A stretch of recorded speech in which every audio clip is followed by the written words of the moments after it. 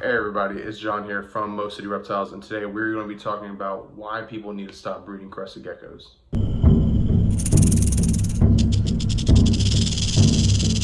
So before you get mad at me, I am a crested gecko breeder myself. I also breed species of day geckos.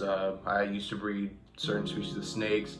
I've bred skinks, but the main thing I first started off with was breeding crested geckos. I've been breeding them since I was in high school. As a freshman, I had my first pair that I bred. And I'm not saying that crested geckos aren't, I think they're probably the best reptile that you could have, like for anybody. They're #1 best beginner reptile, really good for any type of person. But I do think the market is oversaturated with a lot of geckos that shouldn't have been produced, in my opinion. You know, there's a lot of great people that breed these geckos, Pangea, Tiki's geckos, some local people to Houston or Texas, like Mother of Geckos and Tipsy Scales. You know, these people, they breed amazing geckos and they have very healthy, beautiful animals. You know, things like that. There's a good way to do it. But I do believe recently I've seen, and over the years, is there's a lot of health issues that are starting to kind of arise a little more often in the hobby, or at least for crested geckos, but all animals as well. I've seen things like bug eyes, there's kinks in the tails, kinks in the bodies. Some babies are born blind, I've noticed as well. You have the babies that are born really small, and usually that can be caused by like incubation temps, or sometimes it's just the parents. Sometimes you just have small geckos, but sometimes it can also be the result into not having healthy breeders, or not having the right size breeders, and letting them get to weight and grow fully. But one of the other biggest things is people who are getting to this hobby, who really wanting to breed geckos, they kind of just buy 2 whatever geckos and they throw them together and just kind of say fuck it, hope for the best. I think if you're going to breed crested geckos, and if you're going to breed any animal, you should go into it trying to produce something that is truly an interest of you. Now, if I was always big into the Super Dalmatians and then also the tricolors. But so most of the time I focused my projects on that, and I always had like a couple of different pairs to just try stuff out, but I had a goal in mind.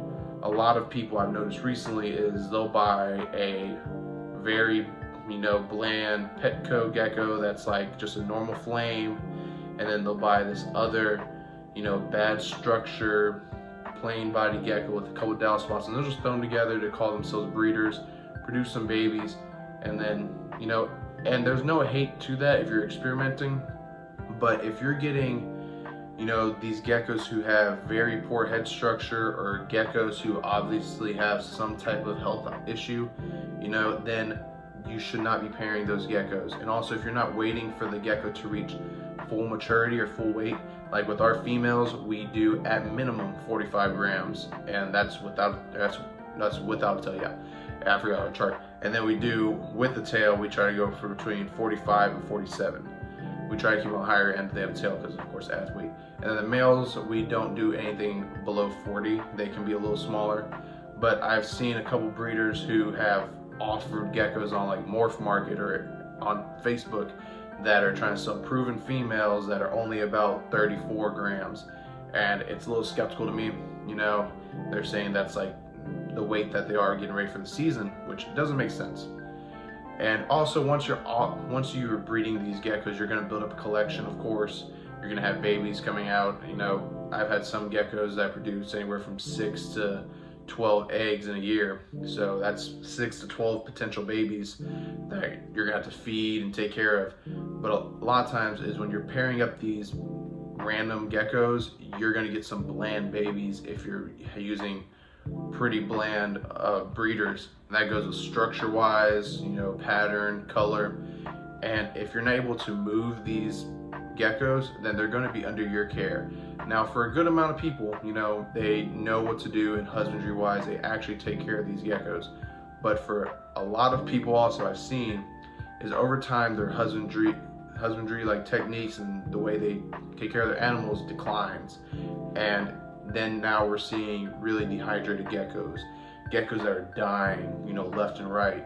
you know, these people aren't keeping healthy environments. I was just given like a couple babies that were from a breeder who just no longer couldn't, I guess, couldn't afford it, and he was just like, I need these babies gone. He bred them, and these babies had like extremely poor head structure, and they had the bug eyes. But also on top of that, since he kind of didn't care for them anymore, and he, like, you know, even admitted this, he was like, I haven't really fed them recently. You know, then they were skinny, and they couldn't, you know, they weren't sticking to like glass and stuff, so it limited them from just being able to go and find their food.